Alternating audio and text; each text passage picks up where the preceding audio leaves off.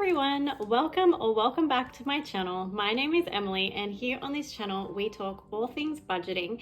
And in today's video I thought I would do a walkthrough of my budget planner because a few of you have been asking for it to see kind of what's inside and what it looks like and all that stuff. So we're going to be doing all of that today, which is really exciting. And I also just wanted to say thank you so much for everyone who has been liking and commenting and subscribing to my channel. It really does mean the world, and I'm so thankful for all of you.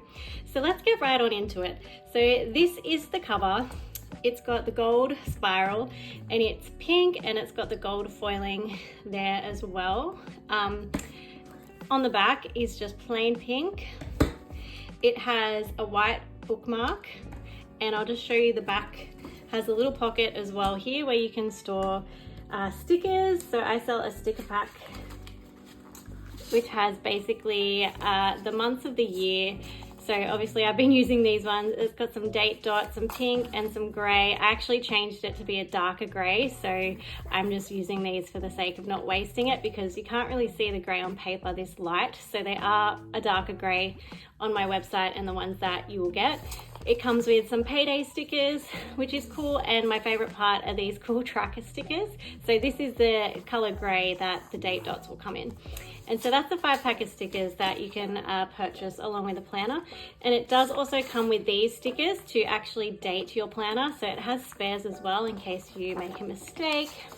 And it has this cute little pocket in the back where you can store stickers, you can put bills, you can put anything you like in there really, which is really handy. I'm just going to turn this one this way.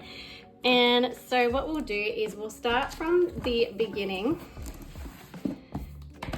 So I've shown you the front. So as soon as you open it up, you have a title page. This planner belongs to, and you can write your name there. And then the first page on the inside, it's kind of just a guide of what you're gonna find inside. So monthly calendars, paycheck breakdowns, weekly check-ins, sinking fund trackers, expense trackers, debt trackers, savings and investment trackers. And so before we get into it, we've got a yearly goals page where you can write down all your financial goals for the year. So there's enough for 4 here. And I filled mine in this week, which felt really good to do so because now I have so much clarity about what I want to achieve with our finances this year. And there's also a couple sentences down here. This one says how I currently feel about my finances and how I want to feel about my finances. So I included this because when you attach emotion to what you're doing, it really helps resonate a lot more and helps you to stay motivated to achieve your goals. Because before we started budgeting, I honestly felt so sick about our finances. We're in so much debt, and it just seemed that the money we were earning was going nowhere. And honestly, I would feel so anxious thinking about our finances. But now, how I want to feel about my finances, since I've been budgeting, I feel a lot more empowered, and I actually feel excited to budget and plan our finances. And so the next goal for us is financial peace. So getting completely out of debt and working towards our savings goals. So I recommend you definitely fill this in because once you do attach a feeling as to why you're doing it, it helps you stay motivated during the hard times. And so moving on from there, we have a yearly bills tracker, which is a space for you to write down all your yearly bills that come out all in one place, so you know when they're due, how much money you need to put aside. So I've started doing that here. And then we move into the actual planner. So this will be blank when you first get it. So I have used those stickers that I showed you in the back to fill out mine, but this planner is actually undated, which is something that I love so much about this planner, because it means you can start anytime. There's no pressure to have to start in January. You know, you can start in February if you want and date them that way. And so, yeah, it's completely undated, and every month has an inspiring financial quote on it as well. And they are all gold foiled as well, as you can see. So for January, it says, the best thing money can buy is financial freedom. And I love that quote so much because it is so true. So moving on, the first thing you're going to get in the month is a monthly calendar. And again, this will be undated. I've already started filling in mine, so I'll just show you February as an example. This is what it will look like when you first get it. It's kind of just completely blank, and you can fill it in any way you want to. So this is how I've set mine up. First of all, I will date the planner, And then I put in our paydays, so we get paid every Wednesday, which is really easy. Then I will use the tracker stickers to put down all the bills that we have coming out. And that then helps me plan our paycheck breakdowns each week. And there's a little note section here so you can record like birthdays or anything else that's important to you on this side.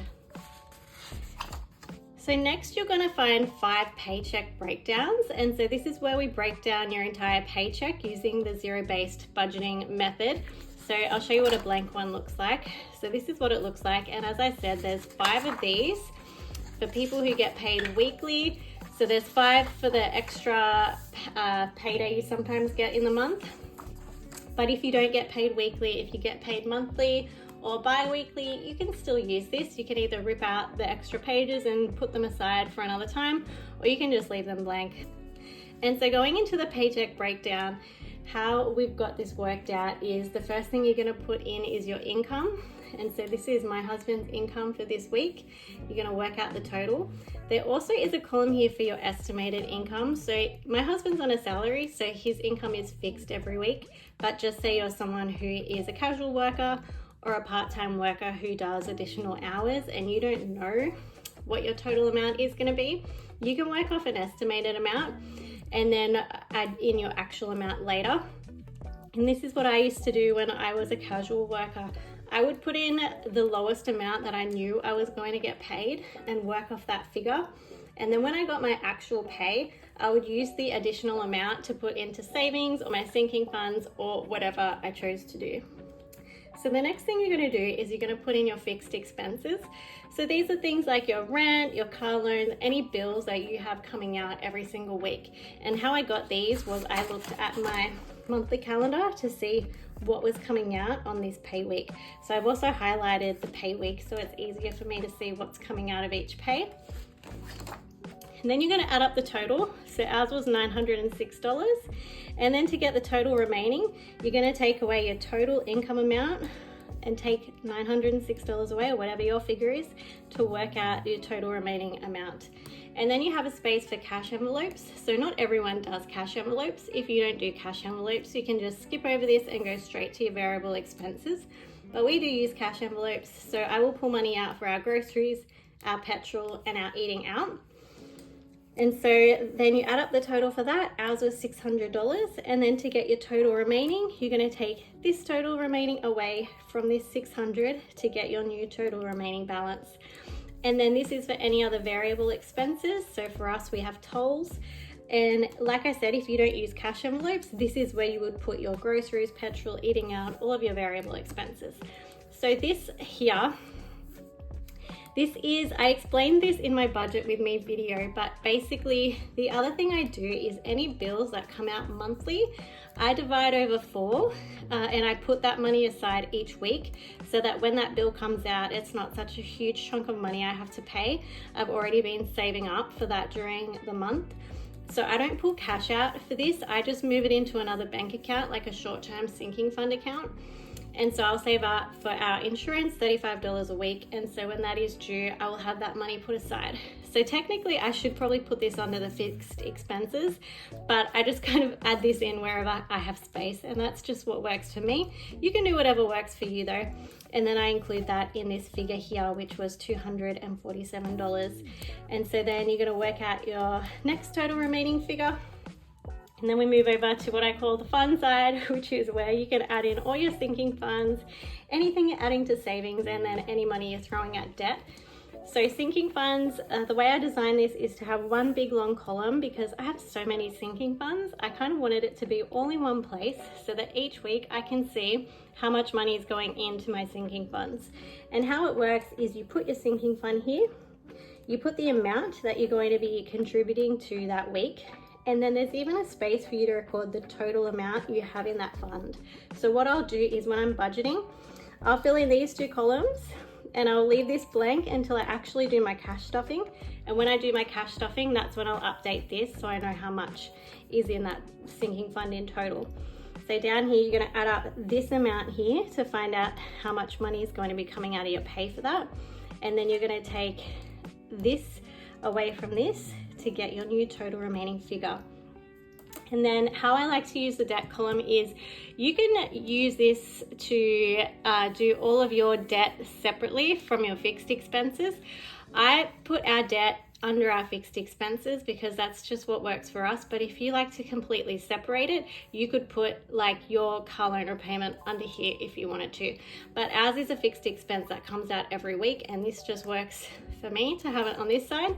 And what I like to do with this debt column is I will then use this for any additional money I'm throwing at that loan that week. But you can use it however you like, which is the beauty of this planner. It's very diverse, and you can basically use it in a way that's going to work for you.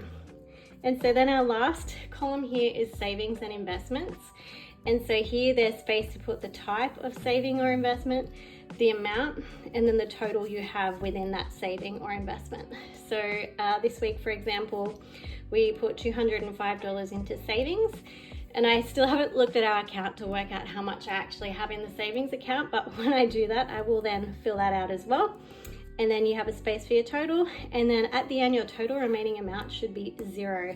So you've given every dollar a job throughout this paycheck, and basically it means that you're spending your money really intentionally. And then at the end you're going to record your total income, which is this figure. The total expenses is these 3 columns here, so you add up those 3 to get that figure. Your total sinking fund is this figure right here. Then the total debt would be the figure right here. And then your total savings would be this figure here. And then once you take this away from all of these, you should be left with 0. Hopefully that makes sense. If you do have any questions about anything you're seeing in this planner today, please leave them in the comments and I would definitely get back to you. So there are 5 of these sheets, like I said. And then the next thing you're going to see is a weekly check-in. And so I've left enough space for 5 weeks for those magic months where there are 5 pay weeks. And so basically I think there's enough space to track 9 different categories each week. And so they might change throughout the weeks as to what you want to track. So these are the categories that I'm choosing to track this week. And what you're going to do is you're going to write them down. You're going to put how much you've budgeted for them, then how much you've spent, and then how much you have remaining. And this is really helpful when you're first starting out budgeting, especially when you're not 100% sure how much you should be putting aside for something like eating out or petrol. So you can kind of do your best guess, and then at the end of the week you're going to see if you budgeted too much or not enough, and then you can make an adjustment for the next week. So this is definitely a really helpful tool. There's also a space for notes, so I'm using this just to record my expense categories. I haven't finished this yet, but you can use this space for whatever you like. Next we have a sinking funds tracker, and there are 3 pages of this. And so basically how I use this tracker is on the first page, I record all of my sinking funds that I have in my cash binders, and I will put the starting balance. So what I'll do at the end of the month, I will then work out what I've deposited, what I've withdrawn, and then I'll put the total at the end of the month. So this is kind of an overview of my sinking funds. And on this page and the other page is where I will record the actual transactions of what's coming in and out of my sinking funds. This is just what works for me, but do whatever works best for you. Then after that, we have an expense tracker, which I'm really excited about. So there's also 3 pages of that. And basically all you do is you put the date, the description of the expense, the amount that it was, and if you used cash or card to pay for it. And so as you can see, I've already started filling mine out for this year. And I also use a highlighter just to make it easier for me to see the different categories when I'm calculating things at the end of the month. But this is how I fill this out, but you can fill it out however you choose to do. So like I said, there's 3 pages of that.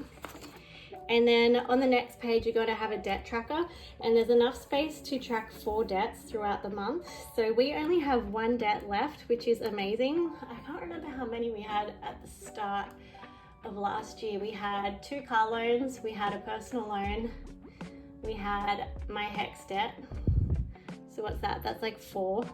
And then we also had a credit card. So that was like 5 debts. And just from using budgeting and cash envelopes, we're now down to 1 debt in the space of 12 months, which is amazing.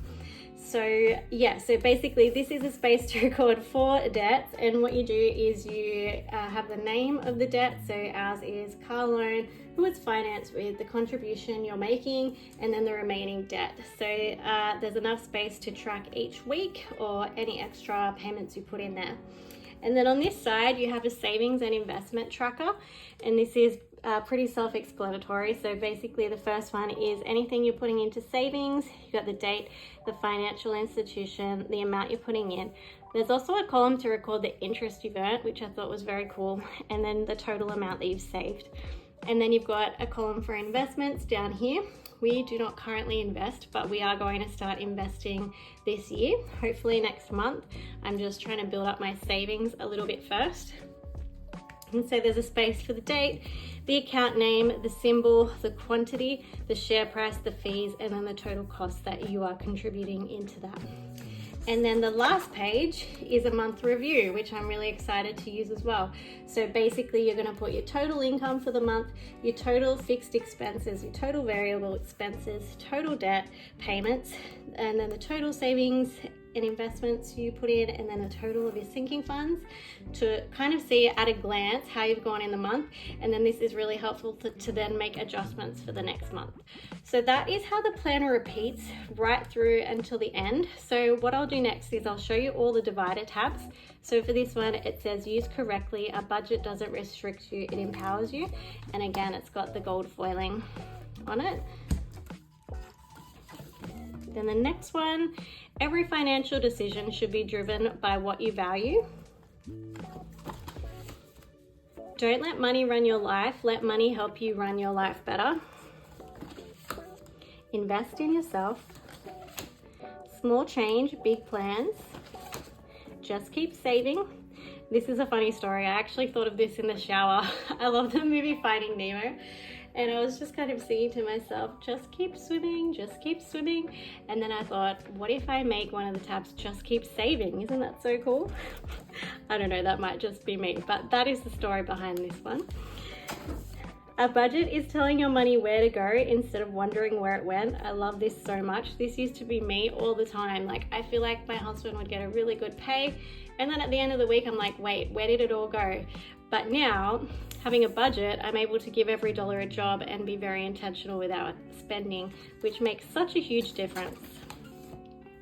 Do not save what is left after spending, but spend what is left after saving. This is such good advice. Just take it one paycheck at a time.